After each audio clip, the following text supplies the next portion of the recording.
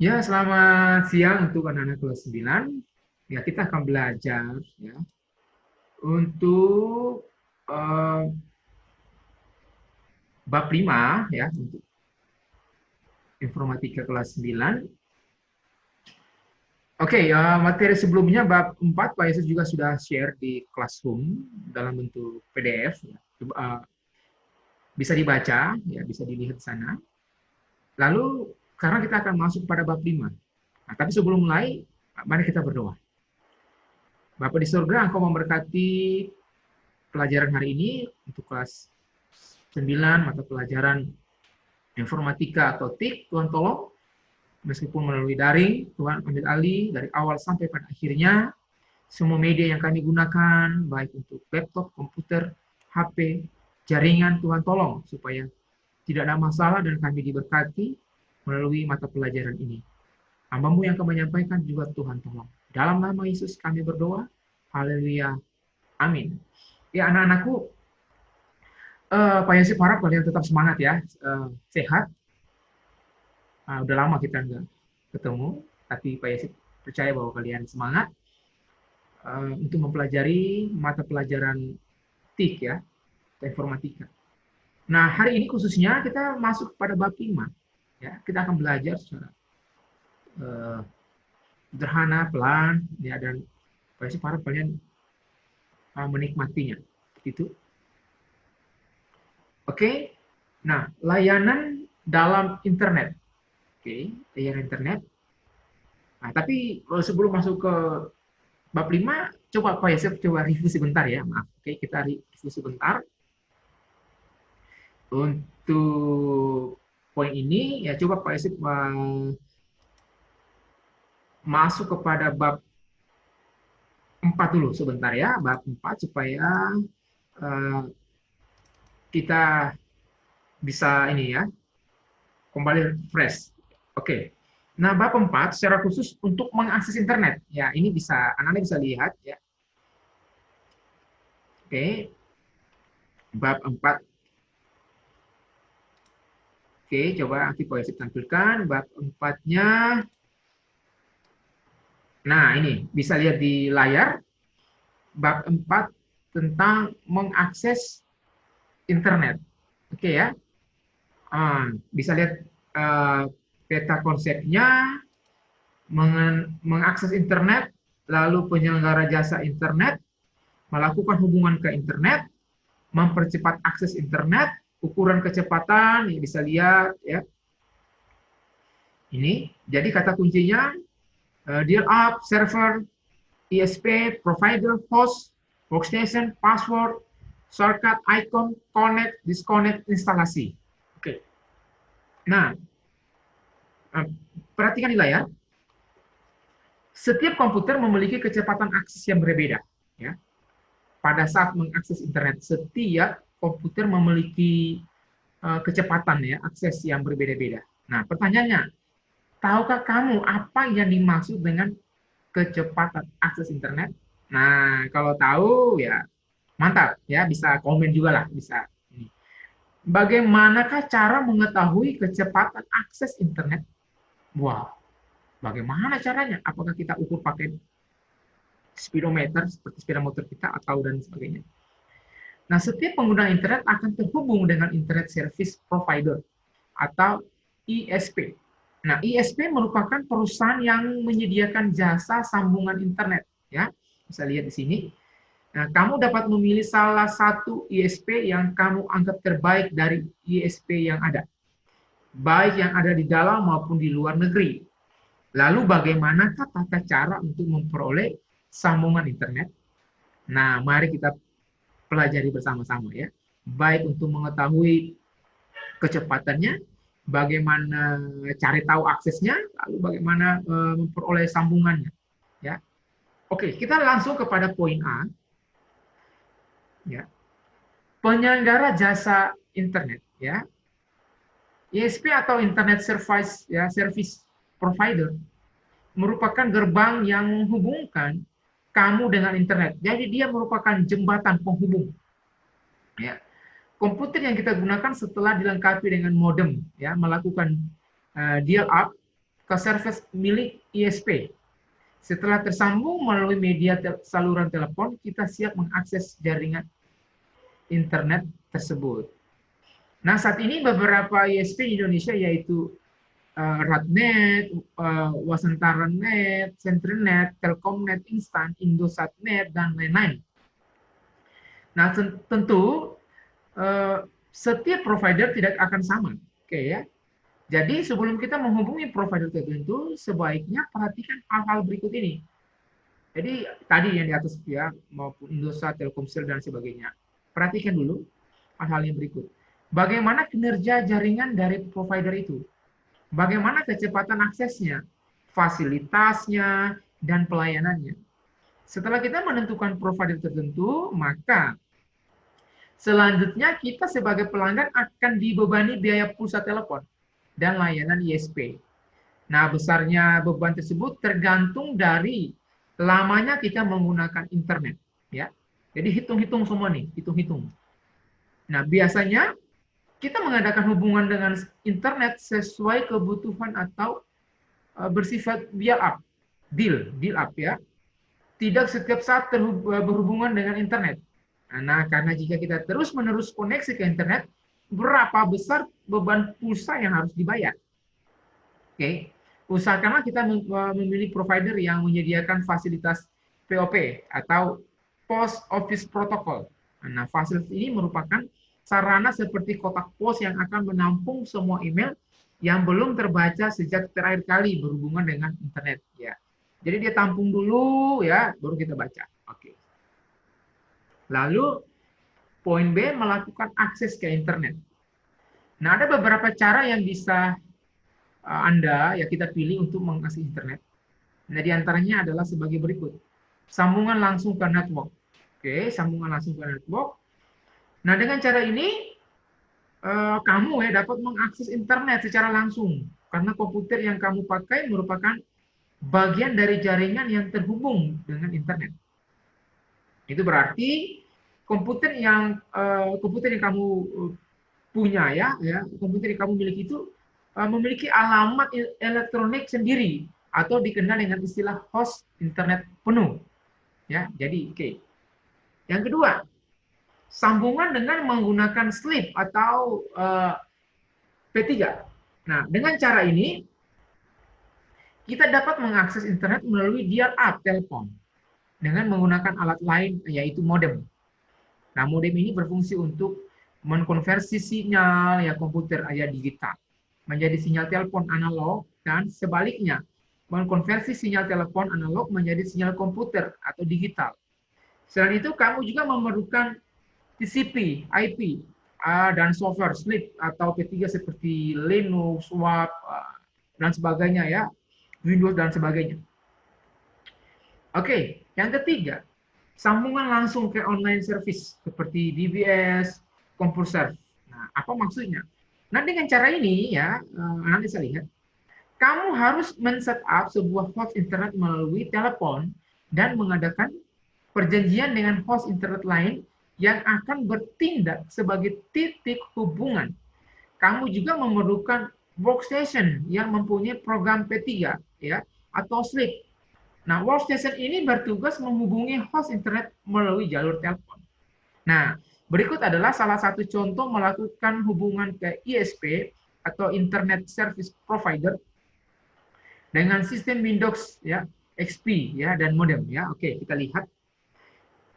Yang pertama, hidupkan komputer, pasti hidupkan komputer dengan yang kalau kita pelajari ya mau dengan tekan tombol ya, powernya ya bisa langsung ya klik tombol start pada start bar, kemudian pilih all program ya, bisa lihat ini all program, lalu masuk kepada aksesoris, ini kalau pakai XP ya, communication, lalu new connection wizard.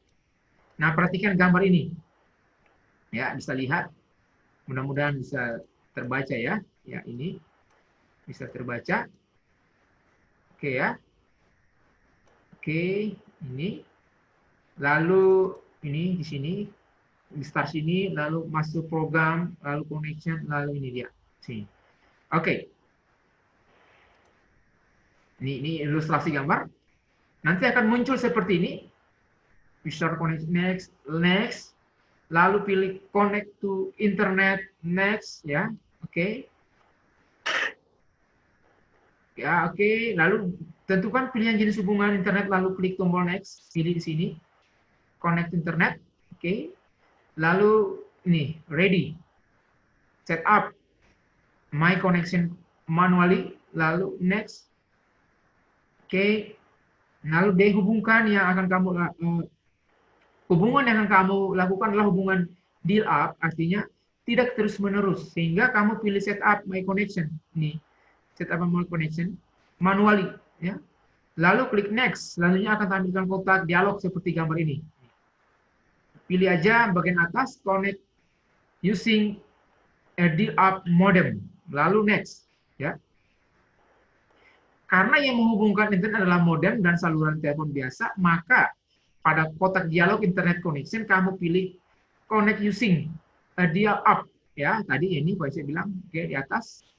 Oke, lalu masukin.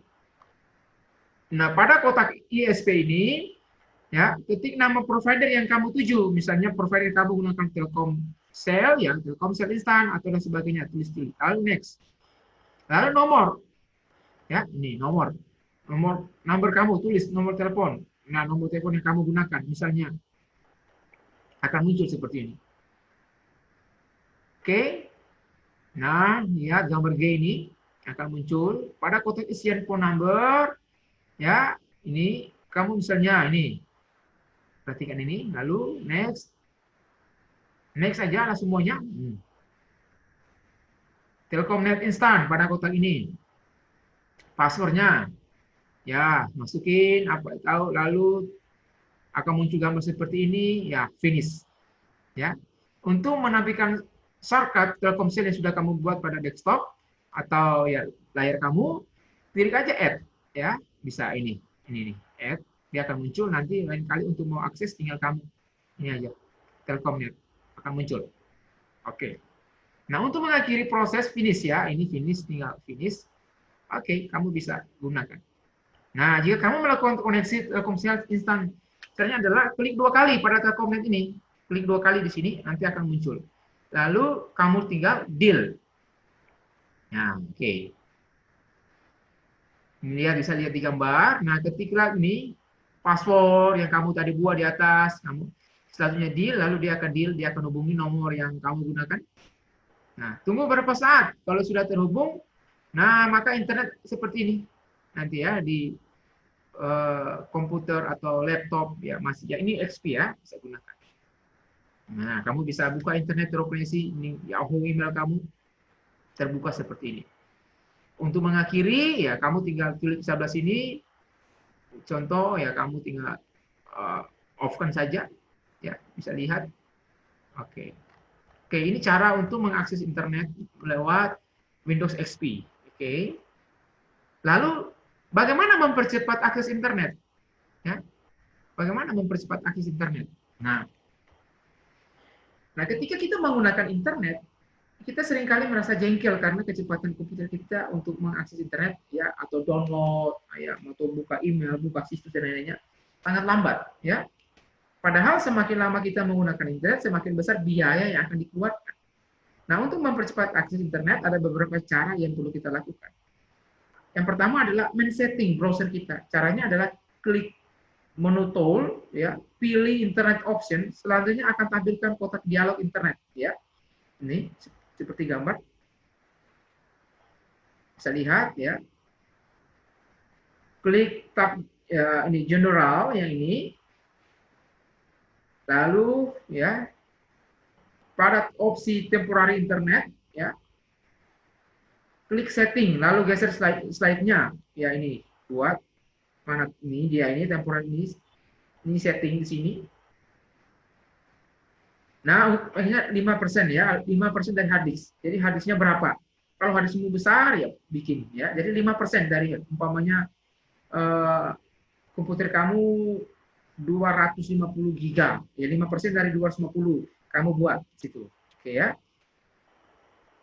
Nah, lalu menggunakan OpenDNS. Jika ini menggunakan cara ini sebelumnya kita harus belajar dulu. Ini Ini cara-caranya ini. Oke, bisa lihat di sini, klik start, lalu masuk water panel, selanjutnya pilih koneksi ke di propertinya, lalu pilih TCP-nya, lalu masukin angka-angka yang ada di sini pada opsi DNS, lalu restart kembali komputermu. Itu cara mempercepat akses internet, ya. Oke. Lalu yang berikutnya adalah kecepatan akses internet, ya. Nah, pada saat kamu mengakses internet seperti mengirim email, membuka website, mendownload dan aktivitas lainnya, sebenarnya pada saat itu sedang terjadi transfer data, ya. Jadi ketika kamu mengakses, nah proses tersebut tentu membutuhkan waktu. Umumnya pengguna internet menginginkan agar transfer data dilakukan secepat mungkin. Jadi pengen kirim email langsung, pang, ya, masuk. Nah, kecepatan transfer data di internet dinyatakan dalam byte per second atau BPS, berapa BPS. Nah, hal ini menyatakan beberapa bit, ya, data yang dapat dipindahkan dari komputer satu ke komputer yang lain dalam setiap detik. Nah, berikut ini beberapa komponen yang mempengaruhi kecepatan akses atau transfer data di internet. Yang pertama, bandwidth-nya, backbone-nya, server proxy, keamanan data, lalu sertifikasi komputer. Nah, kita akan pelajari satu demi satu. Yang pertama adalah bandwidth-nya. Ya. Bandwidth adalah ukuran yang menyatakan banyaknya data yang dapat mengalir dari satu tempat ke tempat yang lain dalam waktu tertentu. Nah, bandwidth dapat digunakan untuk mengukur aliran data analog maupun digital. Namun ya, umumnya sekarang kata bandwidth digunakan untuk mengukur aliran data digital. Nah, semakin besar bandwidth-nya yang dimiliki sebuah ISP misalnya, maka kecepatan akses internet semakin tinggi, ya. Berapa bandwidth-nya? Kalau 100 atau seterusnya, ya oke, semakin cepat. Lalu backbone. Apa itu backbone? Backbone yaitu saluran utama koneksi antara ISP dengan internet. Nah, dikarenakan membutuhkan dana yang cukup besar untuk membangun sebuah backbone, maka kebanyakan ISP menyewanya dari perusahaan lain, ya, menyewanya dari perusahaan lain. Alternatif lain adalah membangun backbone dan menggunakannya secara bersama-sama. Namun risikonya akan memperlambat kecepatan masing-masing ISP. Dana cukup besar. Lalu yang ketiga adalah server proxy. Apa itu server proxy? Nah, server proxy yang ada di ISP berfungsi untuk menyimpan halaman-halaman situs web yang sering dikunjungi para pelanggan. Sehingga jika salah satu pelanggan ingin mengunjungi situs web favoritnya, tidak perlu lagi terhubung ke server web tersebut, tetapi cukup terhubung langsung dengan server proxy ISP. Dengan demikian akan menghemat penggunaan bandwidth sehingga kecepatan akses akan semakin tinggi. Ya, jadi dia story-nya, ya, pencarian data itu sudah tersimpan di server proxy. Lalu yang keempat adalah keamanan data. Sebuah ISP dalam melakukan pengamanan data, terutama keamanan transaksi online, selalu menggunakan firewall untuk mengantisipasinya. Hal ini juga sangat berpengaruh terhadap kecepatan transfer data, terutama saat upload dan download. Oke, yang kelima adalah spesifikasi komputer. Apa itu spesifikasi komputer? Nah, spesifikasi komputer, coba diperhatikan. Nah, spesifikasi komputer yang kita gunakan sangat besar pengaruhnya terhadap kecepatan akses internet. Baik jenis prosesornya, kamu gunakan prosesor apa, Windows, ya, Windows berapa, kamu gunakan apa namanya, Linux, ya, kamu gunakan Intel, ya, atau ya Intel, maksud saya Intel maupun ya dan sebagainya, ada banyak sekali prosesornya, RAM-nya berapa, besarnya hard disk dan perangkat lainnya. Nah, jika ingin memperoleh kecepatan yang tinggi pada saat mengakses internet, gunakan komputer dengan spesifikasi sebaik mungkin. Sekarang ini untuk anak-anak, dulu masih XP tadi, ya, sekarang ada Windows 789, lalu juga kamu bisa gunakan apa namanya, dengan prosesornya mau Intel, banyak sekali kamu bisa gunakan yang dengan kecepatannya yang tergantung, ya. Oke, nah itu untuk masalah kecepatan. Nah, sekarang di belakang ini teman-teman, anak-anak bisa lihat rangkumannya ya, bisa lihat, lalu ada juga soal-soal ya, bisa dikerjakan ya. Tapi sekali lagi tolong baca dengan baik ya untuk bab 4. Pak Yesus sudah share di bentuk PDF-nya juga di Classroom. Ini Pak Yesus buat videonya bisa supaya bisa lebih detail ya. Jika ada pertanyaan boleh tanya, boleh langsung ke Pak Yosef di channel YouTube-nya, juga di Classroom WA supaya kita punya komunikasi yang baik ya. Oke. Ini untuk bab 4 ya, untuk bab 4. Sedangkan untuk bab 5 adalah mengenai layanan internet, ya kan?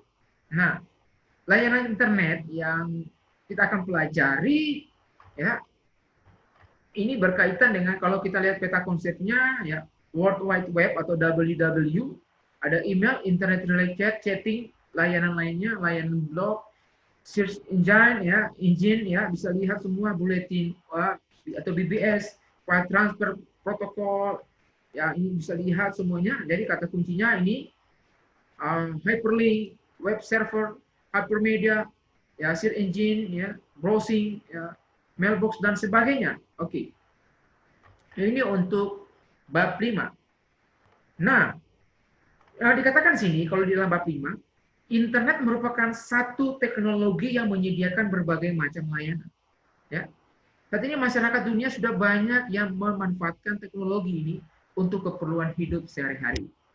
Layanan apa saja yang ada di internet yang kamu ketahui? Banyak kan? Pasti. Lalu apa fungsi layanan tersebut? Tahu nggak guna masing-masing yang kamu gunakan saat ini? Nah, selain manfaat, apakah dampak negatif yang dapat terjadi dari banyaknya layanan yang ada di internet? Ya, dampaknya itu dalam penggunaan internet.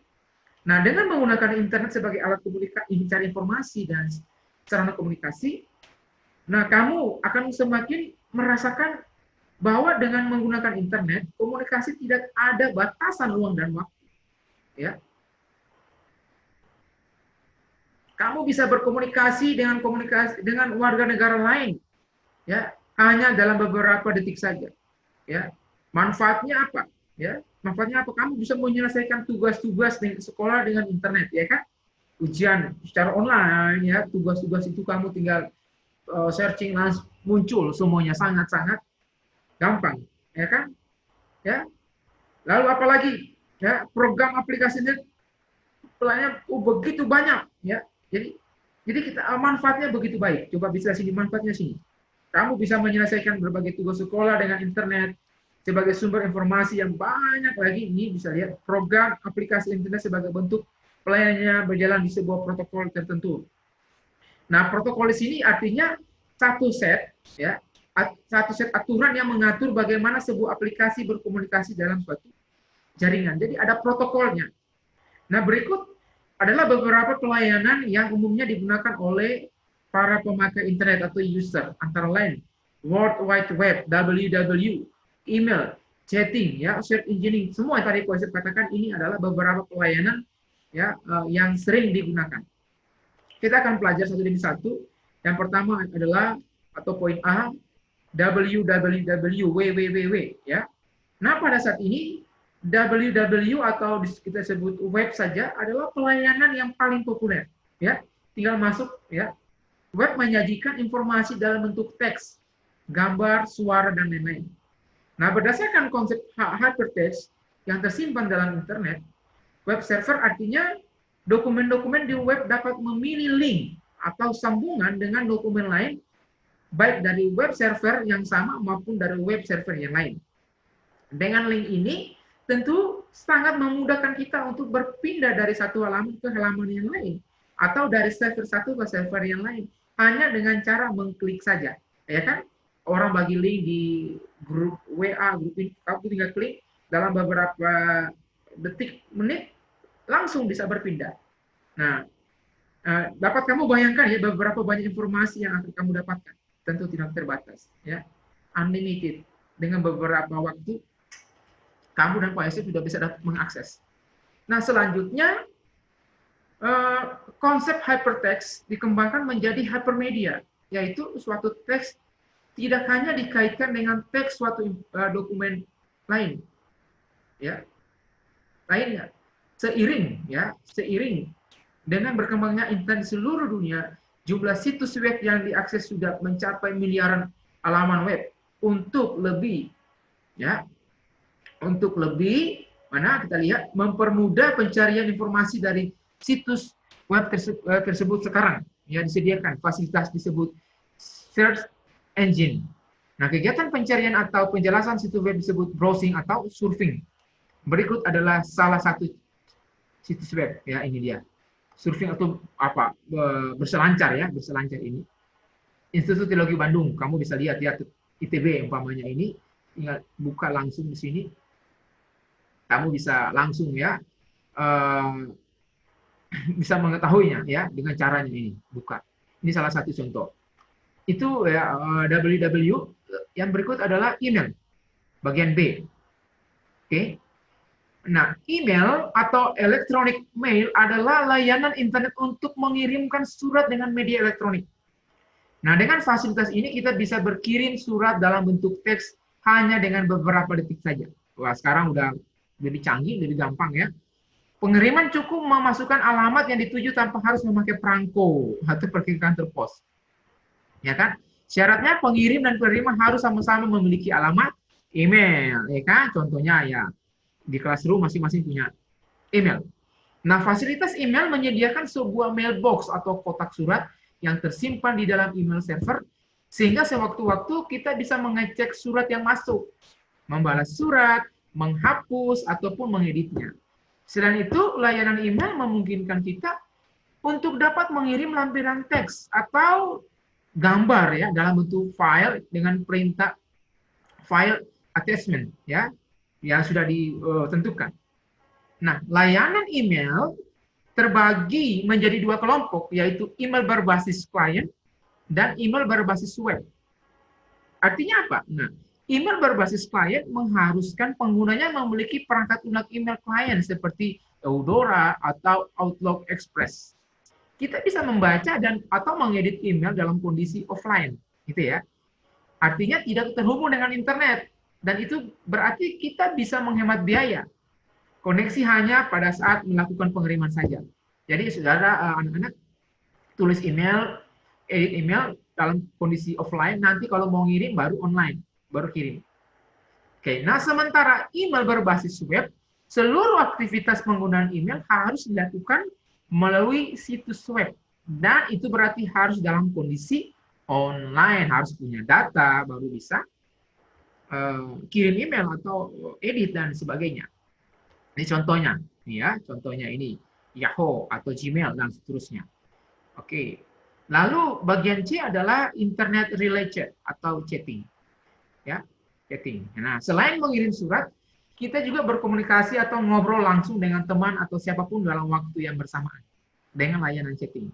Kita tinggal menentukan tema yang diminati, selanjutnya kita bergabung dengan mengetikkan apa yang kita obrolkan dengan menggunakan keyboard. Orang yang melakukan chatting disebut chatter. Nah, nanti untuk masalah chatting dan khususnya dengan poin-poin yang kita akan bahas pada materi minggu depan. Nanti Pak Yusuf akan buat videonya juga supaya kita bisa ada interaksi. Jadi harap aktif di grup di grup WA, Classroom atau apa, tolong tanya supaya kita bisa ada komunikasi. Jadi untuk materi hari ini sampai di sini. Pak Yusuf harap tetap semangat, tetap bergairah untuk belajar meskipun melalui daring. Ada kendala masalah tolong komunikasi supaya Pak Yusuf juga tahu kalian juga Pak Yusuf sadar bahwa dengan kondisi yang ada tapi tidak menghalangi kita untuk belajar. Oke, kita berdoa untuk mengakhiri untuk hari ini. Mari kita berdoa. Bapa di surga, Engkau memberkati pelajaran kami hari ini tatap muka melalui daring dengan anak-anak kelas 9 Mapel Informatika. Tuhan memberkati kami, anak-anak dan pergumulan mereka masing-masing, Tuhan tolong. Di dalam nama Tuhan Yesus Kristus kami berdoa. Haleluya.